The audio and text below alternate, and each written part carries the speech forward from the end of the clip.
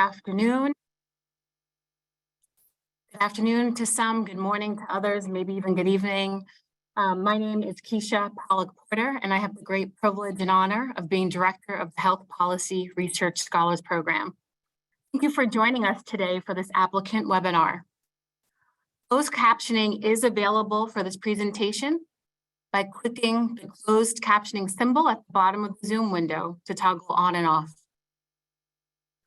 We are recording this webinar and we'll be posting a link to the recording and the slides on our website in the next few days.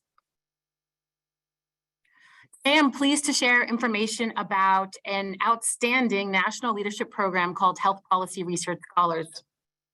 This is a tremendous opportunity for second-year doctoral students who are preparing to be leaders in creating healthier, more equitable communities. The HPRS program, that's the acronym we use, is led by the Johns Hopkins Bloomberg School of Public Health and funded by the Robert Wood Johnson Foundation. Today I'm joined by Gregory Powers, Deputy Director of the HPRS, and Amanda Williams, the Program Coordinator for HPRS. We know that you all are very excited to hear more about the program and get some of your questions answered by us. However, we ask that you please hold your questions until the end so that we can get through as many as we can, especially those commonly asked questions. We are also sharing a link in the chat to our CFA, which may answer many of the questions you have. Here's the agenda for today's webinar. First, we'll talk through the Robert Wood Johnson Foundation's Culture of Health vision and framework and how the HPRS program fits into that context. Should be helpful information for you to answer the related essay questions in the application. Then we will walk through how the HPRS program is structured, the types of scholars we are looking for, and who is eligible to apply. Then we will focus on the application itself and share some tips to submit a strong application. Finally, we will discuss any questions that you may have. We've done our best to incorporate answers to the questions you submitted when registering for the webinar. We will also have time for new questions. After the webinar has ended, you can join us in continuing the conversation using Twitter. We'll be hosting Twitter chats and we'll let you know about those dates. And you could follow our account at HPRS Scholars. And again, if you have questions for us, you can use the hashtag HPRS office hours. And we'll tell you more about this later, but you see it here on the slide.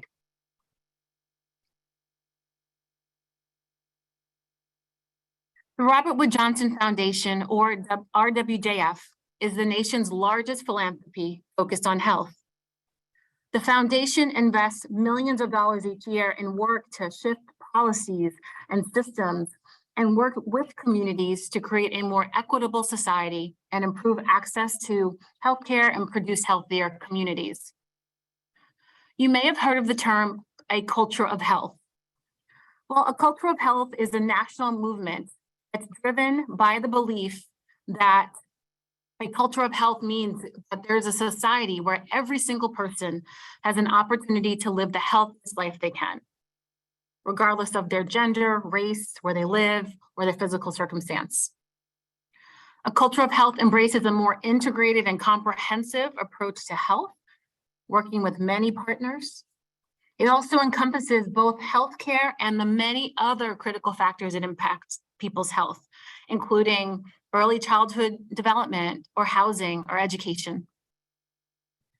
And building a culture of health requires unprecedented collaboration with everyone playing a role: parents, coworkers, neighbors, civic leaders, policymakers, and industry. This is the Culture of Health framework that illustrates the 4 main action areas encompassed by equity. This framework guides the Health Policy Research Scholars Program and the other 3 Change Leadership programs funded by the Robert Wood Johnson Foundation and places health and well-being at the center of everyone's life. Foundation's leadership programs are intended to reflect an investment beyond health and healthcare to engage new partners, diverse sectors, fields, and professions. In other words, the foundation recognizes that it takes all of us working together to break down entrenched barriers to health equity. Health Policy Research Scholars is part of this larger network of leadership program and part of a broader leadership program alumni community, all of which are committed to health equity.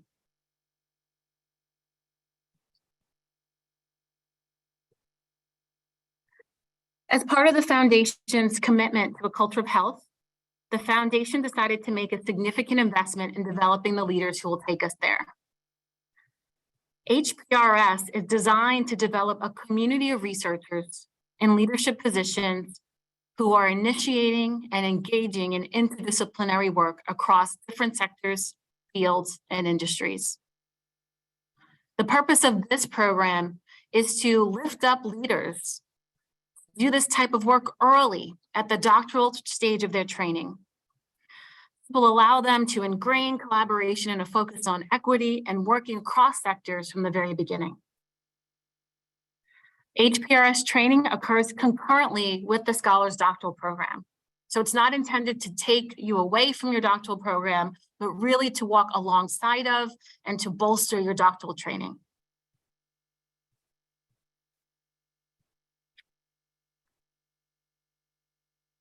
HPRS is seeking leaders who are caring, recognizing that leadership is relational and that genuine care for others is at the heart of good leadership. Leaders who are curious with a genuine desire to connect, to listen, learn, and grow. Leaders who are collaborative, who understand that changes that we see cannot be accomplished by any one person, organization, or sector, and that we have to work together with other change makers and leaders across boundaries in order to make an impact. Leaders who are committed to taking risks and acting boldly to move beyond dreams toward real pathways to change and to achieving greater equity in communities across our country. We're also looking for leaders who are committed to conducting research that is aligned with the needs of communities, in partnership with communities, and has equity at the center and is actionable. We're looking for leaders who are interested in translating their research into evidence-informed health policy. Leaders who are interested and willing to use interdisciplinary approaches. Leaders who want to use research and leadership skills to become a change agent for more equitable and actionable research that will inform policy change in the US.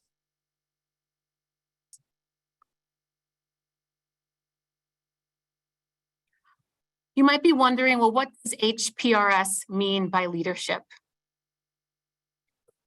Well, HPRS prepares scholars, all of you, potential selected participants in the program, we call them scholars, to lead through their disciplines from a framework of health equity, individually and collaboratively, working together and in alignment with unique strengths and values. And we prepare leaders in a few ways through partnerships, which are developed and sustained while authentically engaging through different and shared values, through a process of change that is dynamic, transformative, relational, and aimed at repairing damage from historical and structural injustices and oppression. Through collaboration that is active and ongoing, rooted in shared power that promotes equitable policies. Through power, knowing that is not relegated to a title, role, or position, but distributed amongst groups of people while transcending social boundaries. And knowing that tasks are both individual and collaborative, that they span both private and public sectors and require a willingness to challenge pervasive and systemic issues to co-design new solutions. HPRS is looking for people who are willing to discover their story, who have an openness for growth.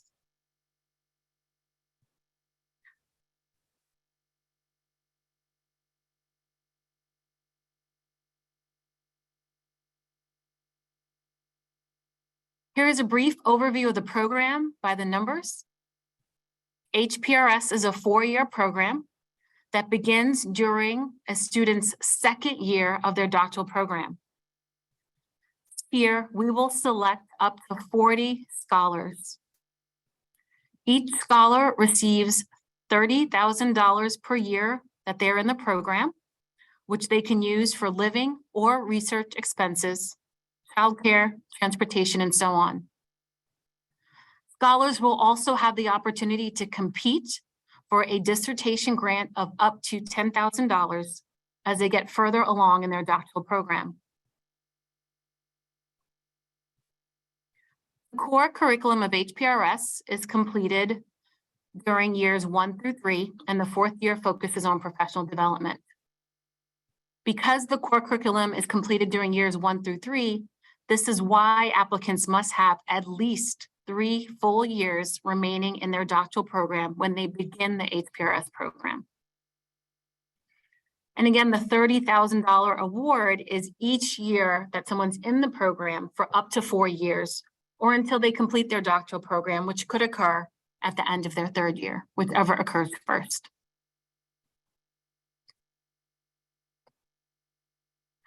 So again, eligible applicants must be entering their 2nd year of doctoral studies in the fall and be enrolled full-time. Again, this is for full-time studies in a graduate degree program in a college in the United States or its territories, and have research competencies in their discipline.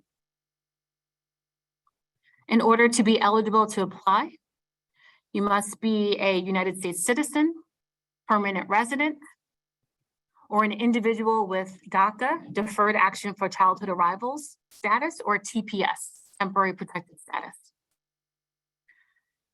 Participants will participate in HPRS from their home institution. Training, mentoring, and networking will happen via several required in-person meetings and frequent virtual training sessions over the course of each academic year. In-person programming will also be held throughout the year at select times. Program participants will include scholars from a diverse mix of disciplines, any research-focused discipline that can play a role in advancing a culture of health. This means that we're looking for applications from all disciplines, not only public health or health policy. I also want to note here that our definition of health and a culture of health is inclusive of mental health as part of well-being.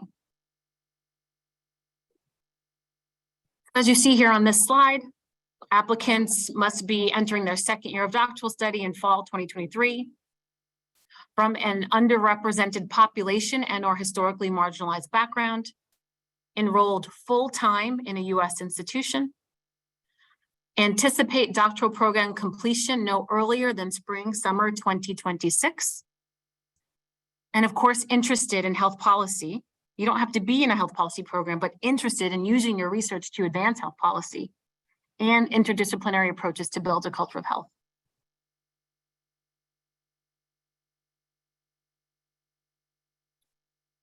And let me just share with you how is underrepresented defined, which is a question we often receive. Here we've listed some examples of what we consider as underrepresented backgrounds. However, this list is not comprehensive. If you read the call for applications and viewed a sample application and still aren't sure whether your background would be considered to meet our definition of underrepresented or historically marginalized, please email us and we would be happy to confirm your eligibility. Again, we broadly define underrepresented.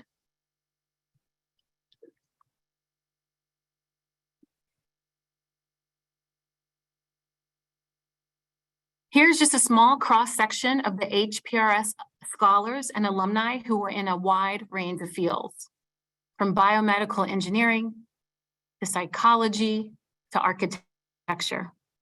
The common thread among these scholars is their commitment to using their research to improve the health and well-being of their communities through health policy.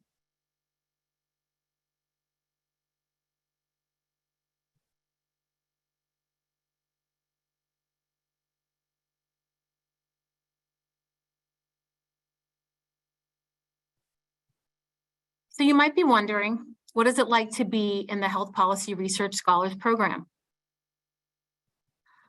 During their time in HPRS, scholars receive a curriculum, including courses in health policy, health equity, and population health. In addition to virtual course meetings, there are also in-person trainings here in Baltimore and elsewhere, where there are opportunities to network and learn face-to-face and build community. Leadership coaching and training is woven throughout the HPRS curriculum and begins from the very beginning in year one. Scholars receive support from a team of mentors during HPRS.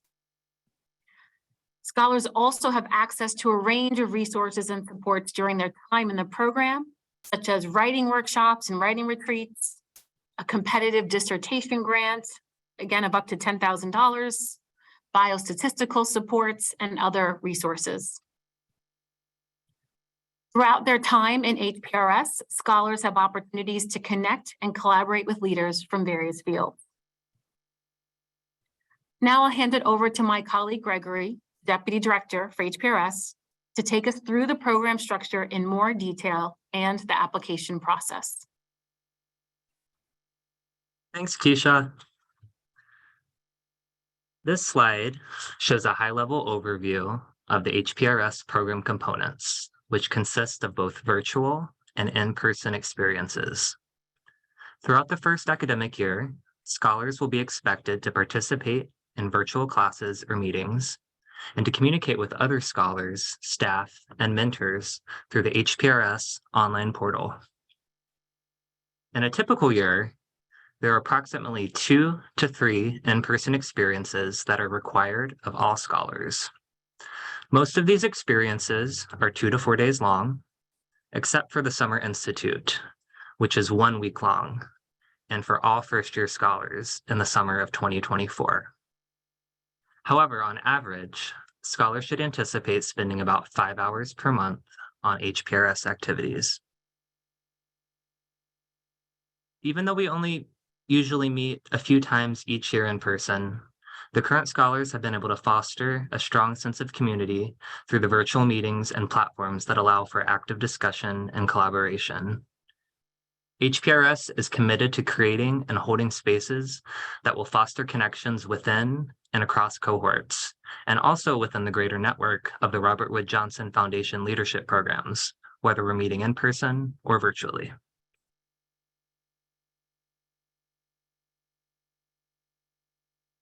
In the first and second year, the online courses are held late in the day in the Eastern Time Zone, twice per month during the fall and spring semesters, and typically last between 75 and 90 minutes.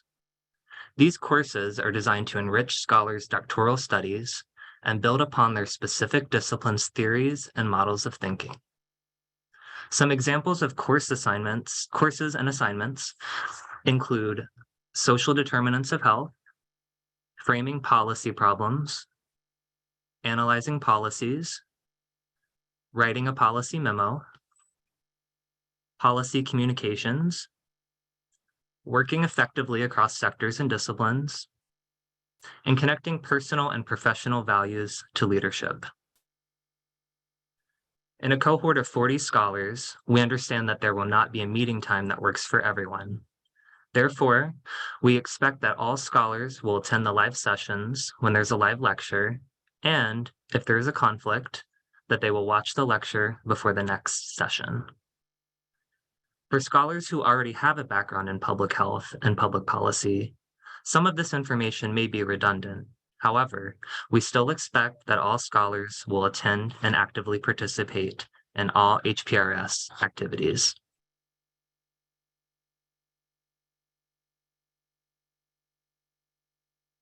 In addition to the 1-week Summer Institute, there are a few other required in-person meetings each year. There is always the chance for an event to be held virtually in response to COVID-19 safety protocols, though we mostly plan for a return to our typical in-person gatherings and events. Fall Institute is our first significant time together with new scholars, and the agenda is designed to allow for ample time for scholars to get to know their peers, as well as the HPRS staff.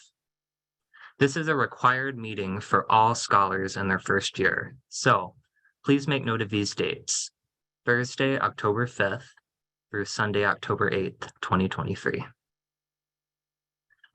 The Robert Wood Johnson Foundation Leadership Institute is a regional meeting that typically happens twice a year. This meeting is typically about 4 days long and includes participants from the different Leadership for Better Health programs.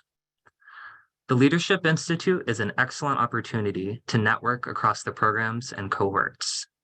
And the meeting includes shared learning on topics like health equity and building a culture of health. We also facilitate interactions between the HPRS cohorts by area of interest to foster collaboration. Each year, the full HPRS scholar community comes together for a week for Summer Institute. Scholars come to Baltimore and spend the week together in workshops and trainings, as well as some fun activities throughout the city. As this is another required meeting for all scholars, please note the Summer Institute dates: Sunday, June 23rd through Friday, June 28th, 2024. HPRS also sponsors writing retreats twice each year. These are 2.5-day meetings scheduled at different inspiring locations where scholars work with writing coaches and focus on a specific piece of writing while also developing productive writing habits. Finally, there are various conferences and meetings throughout the year that might draw a contingent of scholars. In these cases, we often meet informally, and occasionally, we provide specific programming for the scholars at meetings, such as the Academy Health Annual Research Meeting, the American Public Health Association meeting, and the Interdisciplinary Association for Population Health Science meeting. For all required in-person meetings, HPRS or the Robert Wood Johnson Foundation will cover the costs for attendance. The dates for the planned in-person meetings and more information about the HPRS courses and the time commitment are outlined in the call for applications, which have been shared in the chat link. You can also access that document on the HPRS funding page as well.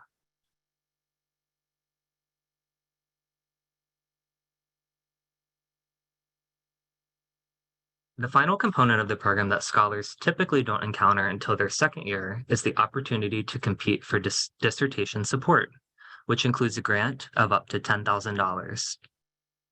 To be eligible, scholars must be working on a dissertation that is related to building a culture of health. There is a formal application process for this award, and it's facilitated by the HPRS staff. In addition to the competitive dissertation award, scholars may apply for several other supports. These include conference travel awards, biostatistical consulting awards, research dissemination awards, and a teach-out award. All of these awards are designed to support scholar success, fostering professional development, strengthening their research, and enhancing their doctoral studies. We've received questions about what HPRS alumni do after finishing the program. This slide gives a high-level overview of where our scholars are now. There are currently 115 HPRS alumni from 3 graduated cohorts. As you can see, many are still completing their doctoral programs. Most HPRS alumni transition into academic roles, which include postdocs, non-tenure track, and tenure track positions. There are also several HPRS alumni that are working in government roles, either in postdoc or federal positions. Furthermore, there are some alumni in roles outside of the academic and government sectors who work for nonprofits and other organizations. If you're on Twitter, you can follow HPRS posts about alumni activity with the hashtag HPRSalum. So, what makes a good application?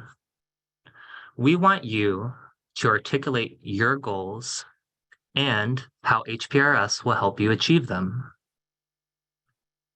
Successful applications are also complete, submitted on time, and clearly answer each application question. There are some helpful resources to review as you begin your application.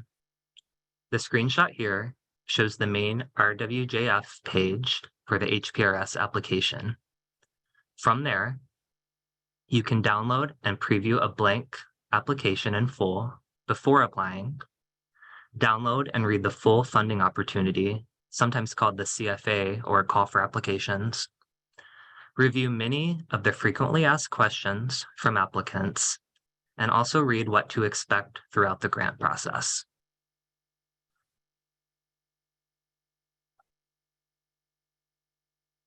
This applicant checklist details some of the main components of the HPRS application. I'd like to highlight a few items on this list that we most frequently receive questions about. First, eligibility. To be eligible to apply to HPRS this year, you must meet all eligibility requirements. For example, you must be entering your second year of doctoral study in the fall of this year and have at least 3 years of study remaining, not expecting to finish your degree program until at least spring, summer of 2026. Second, selecting a home institution mentor. Many applicants choose their doctoral advisor for this role. However, you may choose any faculty member at your institution who is willing to serve in this role and support your participation in the program. You can find more detailed information about what is required of the home institution mentor in the call for applications or the full funding opportunity. We encourage you to share that document with the person that you select as your home institution mentor. Now let's talk about references. You will need 2 people to provide references for your application. One must be from the person who has agreed to serve as your home institution mentor. The second reference may come from any person who is your supervisor, mentor, peer, or someone you have led in a volunteer, academic, or professional role who can speak to your leadership capabilities and potential.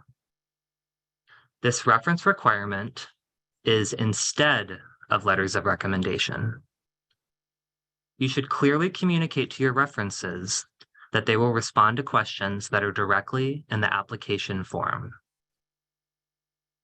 It is important that you invite your references and confirm with them that they can access the online form well in advance of the March 15th deadline. All supporting documents that are requested in the application are required, with the exception of the appendix section. Most people will not submit something in the appendix section.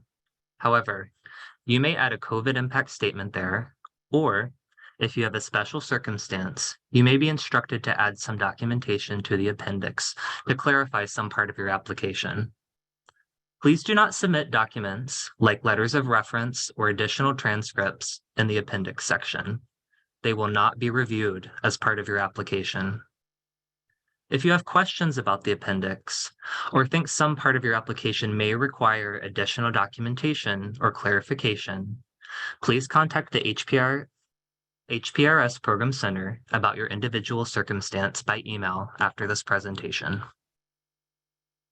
Keep in mind that the applicant essays need some time and deeper thought, so the earlier that you look into these, the better equipped you will be to answer thoughtfully and completely. All applications are due on March 15th at 3 p.m. Eastern Standard Time. We do not accept applications after this deadline, so please plan ahead to be sure that you submit your application on time. And please remember that this also includes your 2 references. Let's look together at some important dates that are coming up, and then we will talk more about your questions.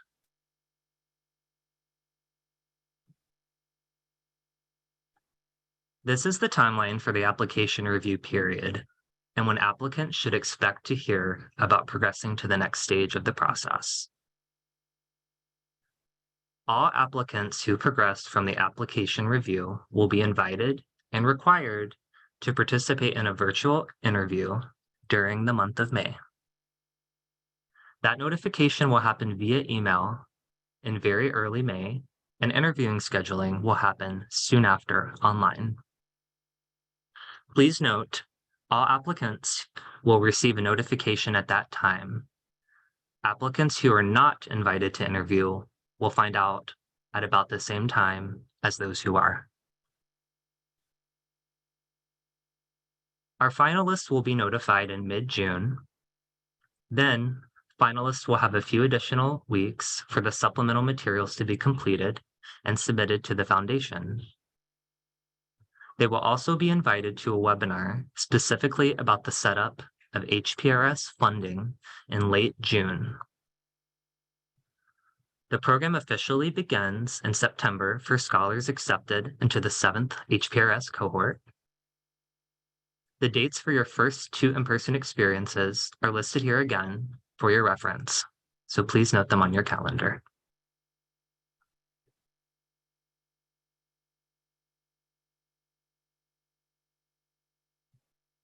This slide shows the program contact information. The Johns Hopkins Bloomberg School of Public Health houses the National Program Center, or NPC, for Health Policy Research Scholars. All questions about the program and the application process should come to us at the NPC. Thank you so much for joining us today. For our remaining time, our team is available to discuss answers to questions that we received during the Q&A.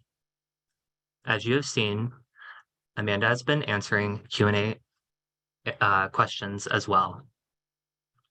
And please note, we get many questions. If we don't make it to yours, or if you have another question that you think about later on, you're always free to email us at hprs@jhu.edu, and we'll get back with you as soon as we can.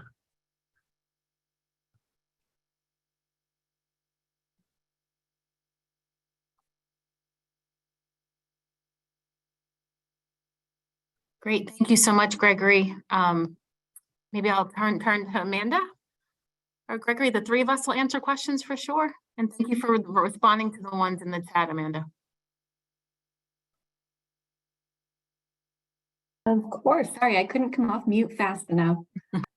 We have one question in the chat that I would like to pose to Gregory and Keisha. And the question is from an anonymous attendee. I noticed some recipients of this program are in dual JD PhD programs. So I'm wondering, how might participation in this program impact students who pursue joint PhD studies?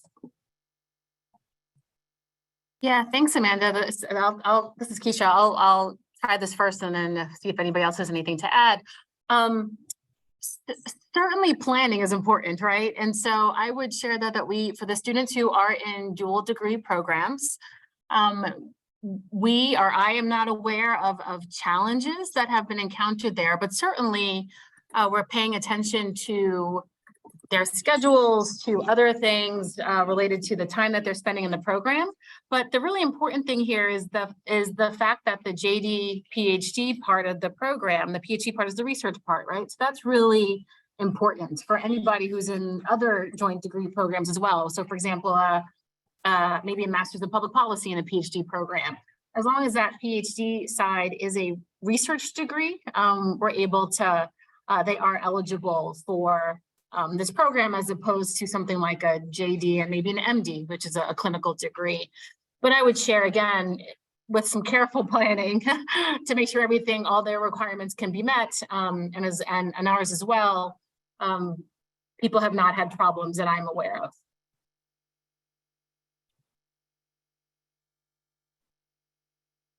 Great, thank you, Keisha.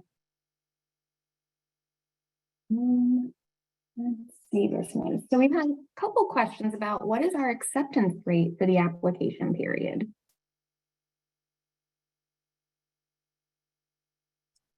I wish I had those numbers with me. I'll just say on average, we receive a few hundred applications a year. And then a subset of those individuals are invited for interviews. And then, as we said, we will take up to 40 people. So I don't have the exact numbers, but that's sort of generally what we see of a few hundred applications per year.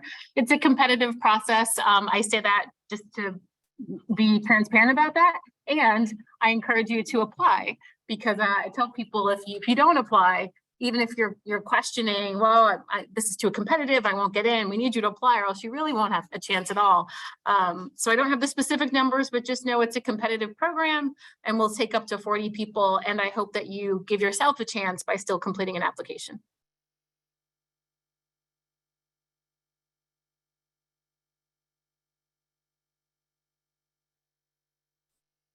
Thank you, Keisha. We also have a couple questions about home institution mentors. So one question that we got about home institution mentors is, how would you pick your home institution mentor? And our second question is, what kind of a time commitment is this for them?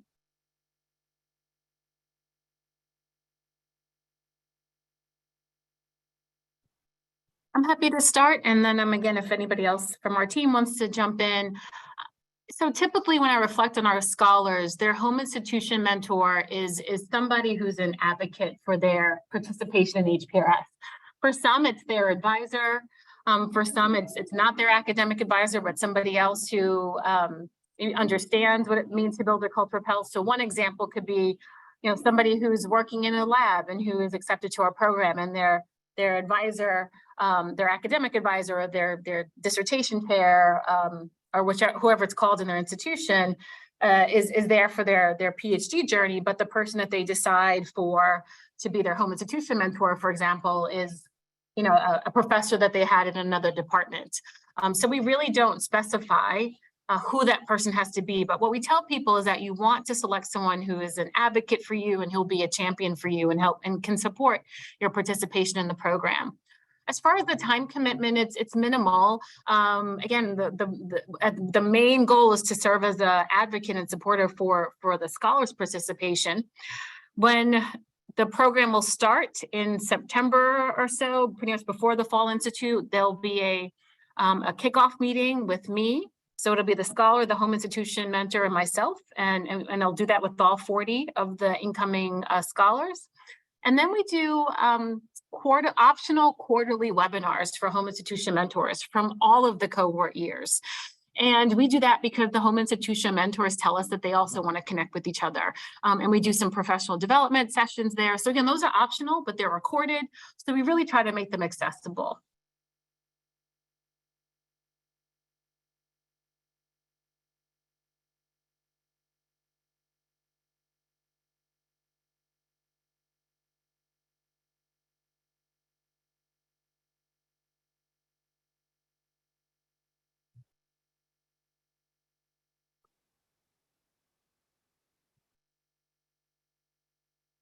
Are there other questions you want me to go to in this chat? I'm thinking you answered a lot of them already, Amanda.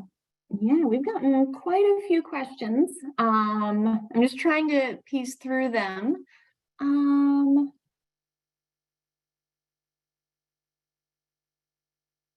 Here's one. One question is, I'm curious to hear some notable work done by HPRS scholars, such as imagine, implement policy, new evidence-based research. Additionally, are there any opportunities to connect with current scholars, or would you recommend cold emailing them? Well, one opportunity to connect with current scholars would be our Twitter chats, which are coming up within the month. We definitely recommend following along so you can actually interact with some of our scholars who are currently enrolled on the program and who previously went through this application process as well. But I don't know if there's any, there's definitely some notable work from our scholars. But Keisha, is there anything that stands out, or Gregory?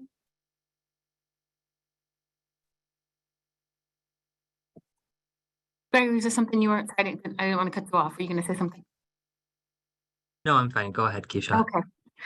Sure. Amanda, thank you for providing information on the Twitter chat. And I'll just add, I think that we have lots of examples. And the thing that I would share is we have scholars who are working on different efforts in their community, in their own institution. They're also alumni who are making a difference. I mean, one of the things we talk about in HPRS is that policy is at a number of levels. So in your local community, state, federal, tribal, and also institutional. So there are scholars that are changing policies within their professional organization or working with the school board. I had a scholar the other day reach out to me who's writing a memo to the state elected official around a bill, right? So again, there's lots of ways that scholars are lifting up their voice and bringing their voice to the policy process. In addition, many are doing policy relevant research, and through HPRS have learned to translate that research into clear, actionable recommendations. Every year, scholars are writing op-eds that are getting published and getting placed in a number of media outlets. So those are just a few examples that come to mind.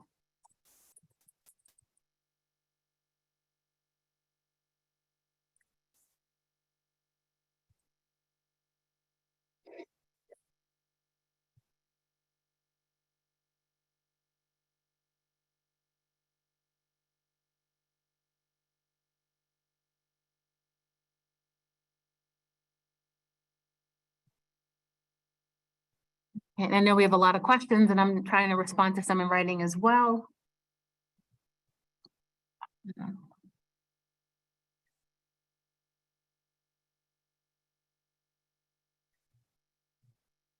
I know we've gotten a couple questions about our underrepresented eligibility requirement. And to kind of reiterate what Keisha had mentioned earlier in the presentation, this is left vague. So if you are applying because your background is underrepresented in a specific discipline or from a marginalized background, and it's not listed on the eligibility requirements, you are given the opportunity to write in how this meets the eligibility requirement, but you must clearly describe this on your application. So this does kind of put it back to you that you're able to have that option to continue to apply if it's not listed on what the eligibility requirements state.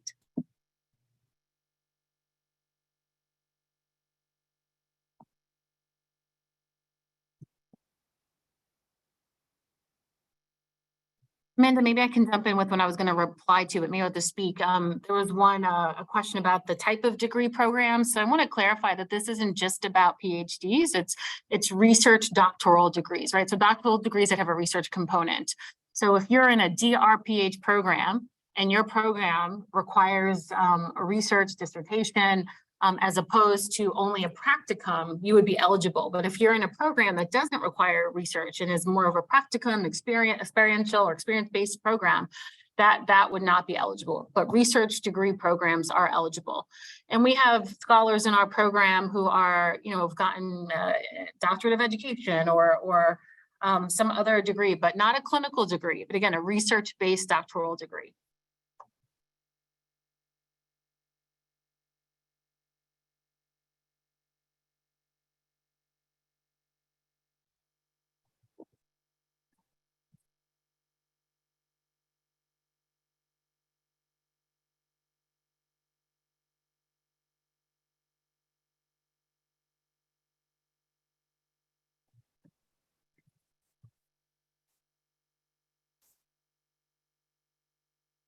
There are other questions we want to lift up, Amanda? I know you're looking for themes as well.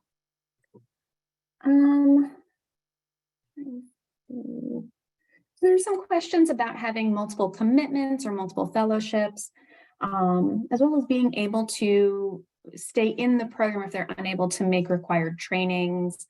And what does that look like for a scholar if they aren't able to kind of fulfill that end of the commitment? Yeah, maybe I can take the first part of that about other fellowships and training programs, and either you or Gregory can comment on requirements. So I would just share that the HPRS program is not at all intended to take the place of an existing package, research assistant opportunity, et cetera, that you have from your institution. And that is very clear in the documentation. Now, there are some times where institutions don't know totally how to handle this because it's a fellowship, it's not like a research grant. But because of that, we are here to work with institutions as those awards are set up.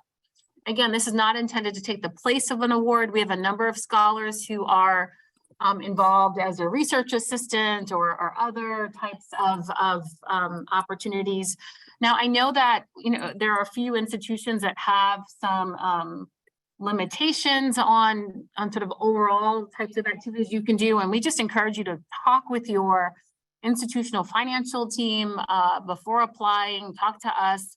We're here to support you all, but certainly if you are admitted to a program and you already have a funding package for 4 years and you get this, it is not intended to take the place of something that you already have. And if that happens, we encourage all scholars to reach out to us and we work with them and their institution to correct that.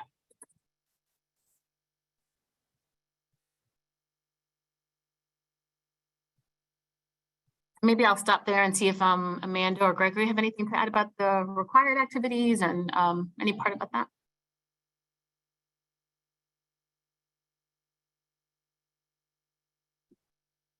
I mean, I can share there are required activities that scholars do participate in each year. They vary somewhat each year, dependent on what year of the program you are in, just different opportunities that help you progress through your time in the program. So there are required activities, I've said that multiple times now, that you will be asked to participate in. If you're unable to participate in these, there are some guidelines that we will give you at the beginning of each year. We work with our scholars on our good standing requirements. You are expected to do a certain level of work, attending course meetings. And if you cannot attend your course meeting, you will want to work with your course instructor. Different opportunities that are presented to you will be made available. But we want to make sure that you are active in the program and you are getting as much out of the program as you can. This is a great program for scholars to be a part of.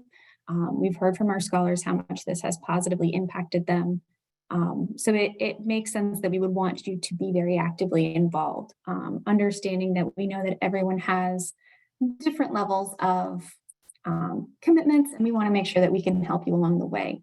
Another important thing is to make sure that you're communicating with the National Program Center staff and the course instructor so that we can assist you if any of those issues do arise.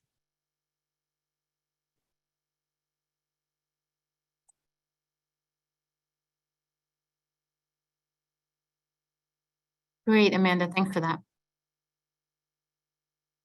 So I'm seeing several questions in the chat about a culture of health, and this is a term that we use a lot. That is really a goal of the Robert Wood Johnson Foundation in funding this program and their other leadership programs. So you can think of a culture of health, broadly as one where good health and well-being flourish across different geographic, demographic, and social sectors. It's very much rooted in, health equity, and providing every individual with a fair and just opportunity to thrive, no matter who they are, no matter where they live, no matter what their socioeconomic status is. And the foundation has developed an action framework, which I really encourage everyone to look at on their website. It really encompasses those principles that kind of, set their vision for a culture of health and, guide the different types of collaborations and grant making that the foundation does. I'm going to share some of those links in the chat as well.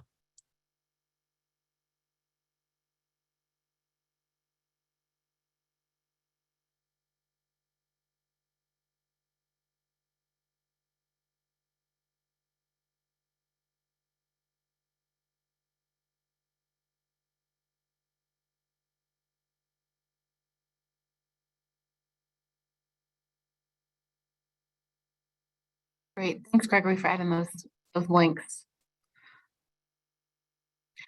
Maybe I can just add too, I think you summarized the culture of health so well. And the one thing I'll say is, this is hard work. Like, this is part of what we're doing here, is trying to change the way people have done things for so long.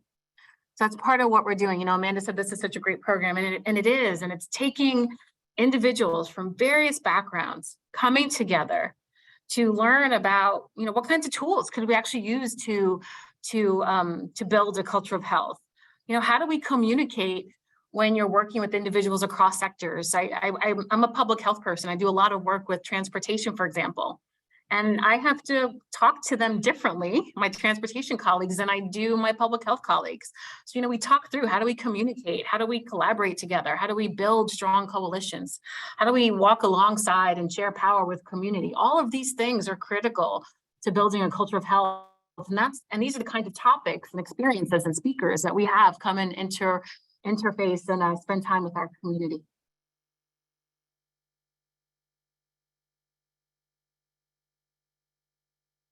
And I think that's what makes our program so exciting too, as we're very much rooted in public policy and public health, but the people that participate in our program are coming from so many different disciplines, from engineering, from economics, transportation, urban studies, nursing. I mean, you name it. There's so many interesting disciplines, but they all touch on health in some way. And it really takes that collaboration and communication from the different disciplines to achieve these goals of a culture of health. So, we love seeing all of these different disciplines work together and their interest in this.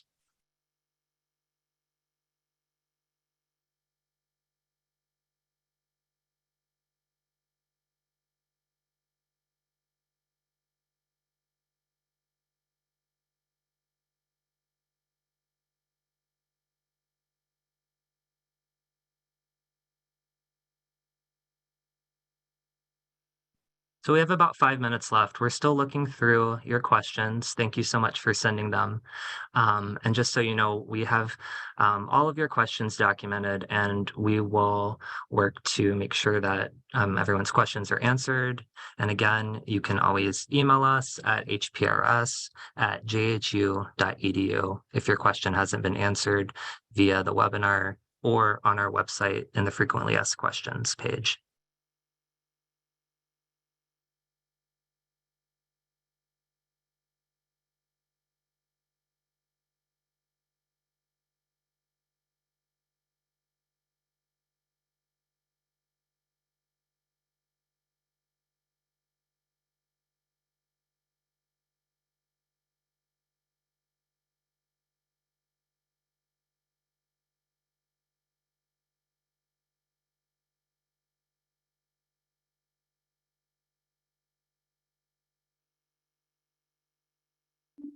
Okay, I think we've done we've responded in writing to a number of questions, and maybe I can just add one, respond to another one. There was a question about reporting requirements for research. So I'm not sure if this is the question, but typically the Robert Wood Johnson Foundation requires, they were applying an annual, a very brief, like annual sort of a funding financial report. They paused those during COVID, and so, at some point they'll come back, but those are really brief. For the dissertation awards, we do require some updates on what people have done. And there are oftentimes opportunities for people in optional settings to share their work. So, but certainly not a requirement that you have to update us on sort of your research topics. I mentioned that we do these annual kickoff meetings in the first year in September, and every year that you're in HPRS, we'll do a meeting at the beginning of the year with somebody from the National Program Center, your HIM, and the scholar, just to talk about how things are going and make sure everybody's on the same page, right? So maybe that's the most extensive annual reporting of sort of where you are in your research, because in that conversation, you can certainly decide to talk about your research and where you are.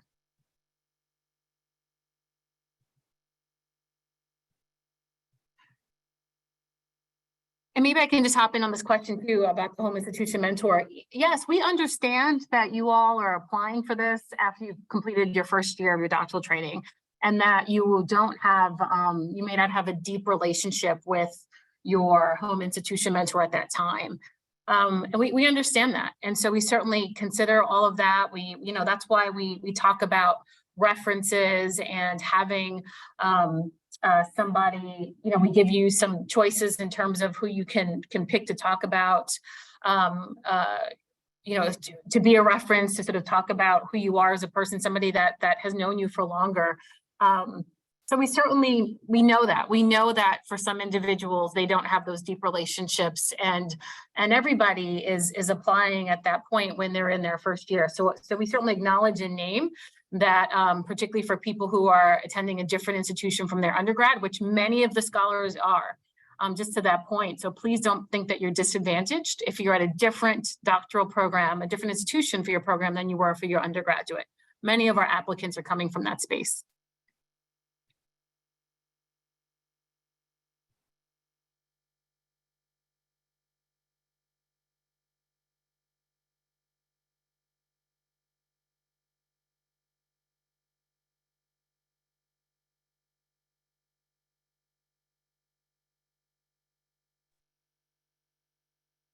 Great. I know that there's a lot more questions here, and we're doing our best to respond to them and typing them, but I see that we are coming to the end of our time. Again, if we haven't gotten to your questions, please reach out to us at hprs@jhu.edu with any other questions that we haven't gotten to today. Yes, before we wrap up, let me see if Gregory has anything else to share. No, I think I'm good. Thank you so much, everybody. You had some great questions. We really appreciate it. And thanks for coming today. Great. Thanks, everyone. Take care.